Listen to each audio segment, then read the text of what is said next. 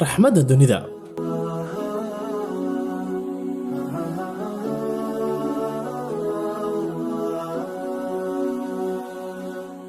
barnaamijkan raxmadda dunida ayaan waxaan diradda ku saaraynaa dhaqamadii iyo tusaalooyinkii ugu wanaagsanaa ee nebigeena Mustafa sallallahu alayhi wasallam, waayo waxa uu ahaa jaamacaddii oo qof ah, tusaalihii ugu wanaagsanaa oo qof ah, barbaarintii ugu cajiibsanayd oo qof ah, raxmaddii dunida oo qof ah, iyo caalamkii oo dhan oo qof ah.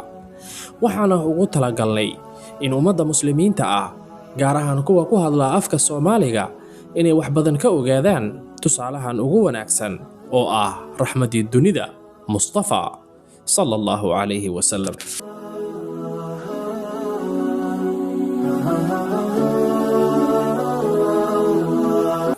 waxaan doonaynaa inaan iswaafajino marxaladihii kala duwanaa ee uu soo maray Mustafa sallallahu alayhi wasallam intii uu noolaa, iyo marxaladaha aan maanta marayno, casrigii uu isaga noolaa iyo casrigan aan haatan nool nahay annaga, oo markaasi gundhig uga dhigayna qur-aanka, axaadiista nebiga sallallahu alayhi wasallam, waxyaabihii laga soo wariyey saxaabadii Ilaahay ha ka raali noqdee, iyo culimmadii kala duwanaa ee wanaagsanaa, kuwii hore iyo kuwa maanta.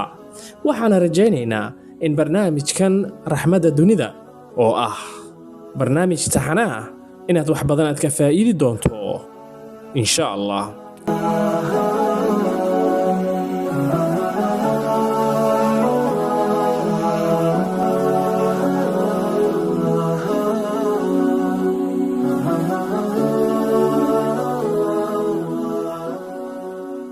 qaybtan ayaa waxaan diradda ku saaraynaa naas nuujintii rasuulkeena suubanaa salawaatullaahi wassalaamu calayhi. naas nuujinta rasuulka sallallahu alayhi wasallam intaynaanu guda gelin, bal ka hor aan iftiimino waxa ay naas nuujintu tahay.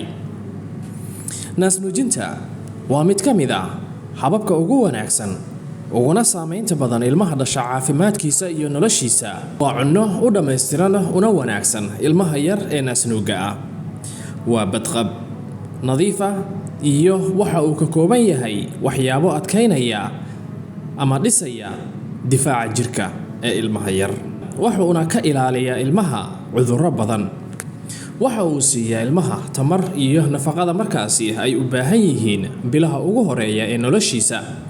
waxa uuna sii wadaa siinta ilmaha yar bar ama in ka badan nafaqada uu u baahan yahay inta lagu jiro barka labaad ee sanadka koowaad, iyo 3 meelood hal meel inta uu ku jiro sanadka labaad ee noloshiisa. raxmadda dunida Mustafa sallallahu alayhi wasallam waxaa dhowr maalmood naas nuujisay Thuwayba oo ahayd jaariyadii Abaalahab. Abaalahab waxa uu ahaa mid ka mid ah adeeradii ugu xuma, uguna darnaa, uguna halista badnaa marka loo eego suubanahayna, nabadgelyo naxariis korkiisa ha ahaatee. Thuwayba waxa ay lahayd inan lagu magacaabo Masruux. markaasi ka horna adeerkiisa Xamza ayay soo naas nuujisay. dabadeedna waxay nuujisay Abaa Salama bin Abdul Asad al-Makhzumi. ha yeeshee intii badneed rasuulkeena sallallahu alayhi wasallam waxaa soo nuujisay Xaliimatu bintu Abi Du'ayb oo loo yaqiinay Xaliimatu Sacdiya, oo uu qabay Xaarith bin Abdul Uzza oo naanaystiisana la dhihi jiray Abaa Kabsh. naanaystaasi oo mararka qaarkood ay Qurayshi rasuulka sallallahu alayhi wasallam ku magacaabi jireen ayna dhihi jireen ina Abi Kabsh. habka ay ku nuujisay Xaliima ayaa waxa ay ahayd, waxaa jirtay carabta dhexdooda caado ay lahaayeen oo ahayd in dumarku ka imaan jireen baadiyaha oo ay soo aadi jireen magaalooyinka si ay uga qaataan caruur ay nuujiyaan, oo ay xoolo ama lacag ama ujuro ka helaan.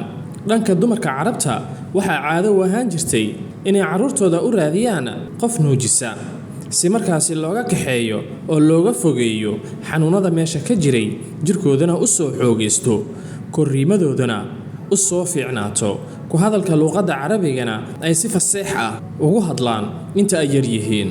dadkii waagaasi joogayna waxay aad u ogaayeen qiimaha ay carruurtu u leedahay naasnuujinta iyadoo ay markii dambe la ogaaday cilmi iyo caafimaad ahaan faa'iidada caanaha naaska hooyada. faa'iido waxay u leedahay hooyada, faa'iido kalena waxay u leedahay ilmaha naasnuuga ah. aan ku horeyno ilmaha naasnuuga ah faa'iidada u leeyahay caanaha naaska hooyada. 1. xoojinta habdhiska difaaca jirka.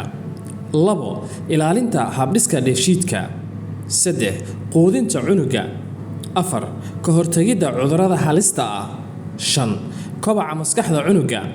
6. dejinta neerfaha ilmaha. naasnuujinta faa'iidada hooyada u leedahayna waxaa ka mid ah 1. isu imaatinka ilmagaleenka, waayo ilmagaleenka markuu ilmaha ku jiro waa ballaartaa. marka uu dhashana wuu isku soo ururaa oo isu yimaadaa. 2. yaraynta xanuunada ku dhaca nafsadda. 3. iyo miisaanka oo hoos u dhaca. tusaalaha ugu wanaagsan ahna raxmadii dunidan Mustafa sallallahu alayhi wasallam awowgiisa Cabdulmuttalib ayaa wax uu baadigoobay haweeney nuujisa, wuuna u helay markii dambeeto midaasi oo ahayd haweeney reer Bani Sacad bin Bakar ahayd. qabiilkaasi ayna ka soo jeeday oo la yiraahdo reer Bani Sacad bin Bakar. waxayna ahayd Xaliimatu bint Abi Du'ayb, Cabdullah bin Xaarith saygeedana la dhihi jiray Xaarith bin Cabdul Uzza al-Makhzumi, oo markaasi lagu naanaysi jiray sidaan hore u soo sheegnay Abalkabsh, oo markaasi isku qabiil ay ahaayeen oo ay ka soo wada jeedeen reer Bani Sacad bin Bakar. walaalaha rasuulka sallallahu alayhi wasallam ee dhanka nugmada waxay ahaayeen Cabdullah bin Xaarith, Anisa bint Xaarith, Xudaafa iyo Judaama bin Xaarith. Shaymaa ayaa lagu naanaysi jiray oo magaceedaba ka xoog badisay naanaystaasi. rasuulka sallallahu alayhi wasallam ayna dhabta ku hayn jirtay, iyo Abu Sufyaan bin Xaarith bin Cabdulmuttalib oo ahaa rasuulka sallallahu alayhi wasallam in adeerkiisa. ibnu Isxaaq ayaa waxa uu yiri isaga oo ka warinaya qisadan Xaliimatu Sacdiya, waxay tiri waxaan ka tagnay halkii aan deganay aniga iyo saygayga Xaarith iyo ilmo yar aan markaasi dhalay oo naasnuug ahaa. waxaana iswada raacnay dumarka reer Bani Sacad bin Bakar, annaga oo markaasi baadigoob ugu jirnay inaan helno ilmo aan nuujinno oo aan kirana ka helno. halkii aan deganayn ayaa waxaa ka jiray abaar aad u daran, wax maynaan haysanin. goor ay tahay xilli caddaana oo bishuna buuxsan tahay, biyo aad u yarna wadanay, mana haysan carruurteeda waxaan ku quudinno. waxayna la barooranayeen oohin gaajo darteeda. naaskaygana wax sidaa ah kama soo bixaynin. cunto fiican aan carruurta ku quudinana ma haysan. ha yeeshee waxaan iska qabnay rajo ah in faraj uu furmi doono. gaadiidkeena markaasi haysanay oo ahayd hal gabowday ayaan qaadanay oo markaasi aad u gaabinaysay ilaa aan Maka ka imaanay, annaga oo raadinayna ilmo aan nuujinno. dabadeedna dumarkii oo dhan waxaa loo soo bandhigay rasuulka sallallahu alayhi wasallam oo markaasi wada diideen marka loo sheego inuu agoon yahay. dumarkii kale oo dhan waxay wada heleen ilmo yar oo ay nuujiyaan. aniga ayaa soo haray oo gacantana waxba kuma hayo. dabadeedna waxaan la tashaday saygayga, waxaana dhahay aniga ma jeclaysan inaan laabto gacmahayga oo faaruq ah, ee waxaan doonayaa inaan hore u kaxaysto inankaasi agoonka ah.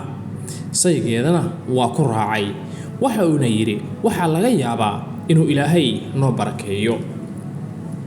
Xaliima waxay tiri waxaan aaday inankii reerkiisa, waana ka soo kaxaystay. markii aan la imi safarkaygii agtiisa oo aan laabtayda ku qabtay ayaa waxa uu aqbalay naaskayga, waxa uuna ka helay inta la doono oo caano ah, wuuna cabay ilaa uu ka dhergo. walaalkiisa dhanka nugmada ahna wuu ka dhergay. dabadeedna waa ay wada seexdeen. hurdadan oo kale maynaan marnaba heli jirin hadda ka hor.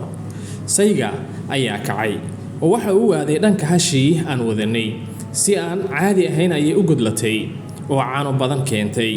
caanihii ayuu ka lisay, waan cabay isagana wuu cabay iyo intii nala socotay waan ka wada dhirignay dhammaanteenna habeenkaasi si baraare iyo barwaaqo ku jirtana ayaa lagu wada waabariistay markii la waabariistay ayaa Xaliima saygeeda waxa uu yiri mala socotaa Xaliimoy ilaah baan ku dhaartay inaad heshay oo aad qaadatay ilmo barakaysan Xaliimana waxay tiri waa midaa waxa aan rajaynayo inta kadib waxa la galay safarkii laabashada Xaliima oo hasheedii ay wadatay oo markii hore gaabinaysay ayaa ka dheeraysay kuwii kale ilaa ay dumarkii Xaliima ku yiraahdeen hooge noo tartiibi tani miyaysan ahayn hashii gaabinaysay markii hore Xaliimana waxay ugu jawaabtay haa wallaahi waa iyada dabadeedna waxay yiraahdeen wallaahi meesha mucjiso ayaa ka socota inta kadib Xaliima waxay tiri waxaan soo gaarnay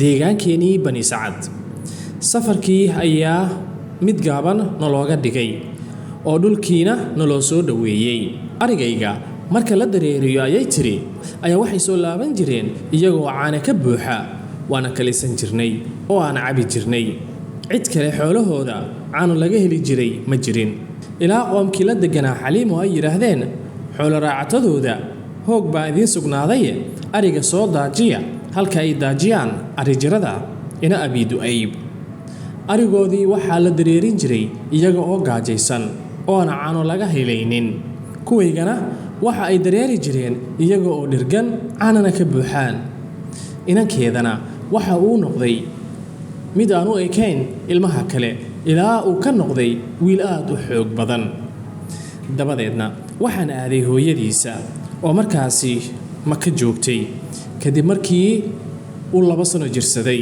si aan mar kale uga soo dalbado inuu nala sii joogo kadib markii aan aragnay barakadiisa hooyadiina way ogolaatay iyada oo markaasi ugu baqaysay wiilkeeda xanuunadii markaasi ka jiray magaalada Makka iyo agagaarkeeda sida ayna ku cashatay mar labaad haddaba maanta qaybtan halkan haynoo joogto waa walaalkiin Maxamed Cali Juxa oo idinkaga tagaya salaamullaahi calaykum